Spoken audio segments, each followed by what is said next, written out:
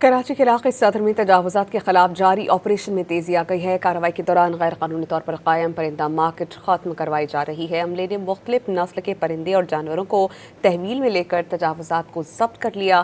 کار سرکار میں مداخلت پر 4 افراد حراست میں لیے گئے ہیں۔ اس پر ہم بات کرتے ہیں ڈان نیوز کے رپورٹر عاصم خان سے۔ عاصم، بتائیے گا، جب یہ آپریشن کیا گیا تجاوزات کے خلاف تو کیا باضابطہ طور پر مطلع کیا گیا تھا اور کسی ریزسٹنٹ کا سامنا تو نہیں کرنا پڑا ان کو؟ جی عاصم۔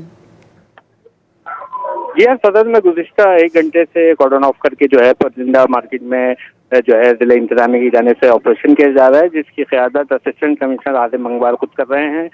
پوری پلاننگ کے ساتھ یہ آپریشن کیا گیا ہے۔ ان کا موقف ہے کہ یہاں پر جو ایگزوٹک جانور ہیں جن کی خرید و فروخت پر پابندی ہے، وہ غیر قانونی طور پر فروخت کیے جا رہے تھے اور ان کو بھوکا پیاسا رکھا جا رہا تھا، جس پر انہوں نے نہ صرف جو ہے تجاوزات کا خاتمہ کیا ہے، بلکہ یہاں سے تمام پرندے اور جانوروں کو جو ہے کراچی زو اور دیگر جگہوں پہ جو ہے وہ شفٹ کیا جا رہا ہے۔ ان کا کہنا ہے کہ پوری جانچ کے بعد جو جانور سیل کے لیے اجازت ہوگی وہ ان کو واپس ملیں گے، باقی یہ جانور بھی ضبط کیے جائیں گے اور یہ کروچمنٹ کا بھی خاتمہ کیا جائے گا۔ اس آپریشن میں cantonment board, K M C, T M C اور دیگر عملہ جو ہے یہاں پہ موجود ہے، جبکہ پولیس کی بھاری تفریح بھی یہاں پر جو ہے وہ دیکھی ہے۔ عاصم، بہت شکریہ آپ کا۔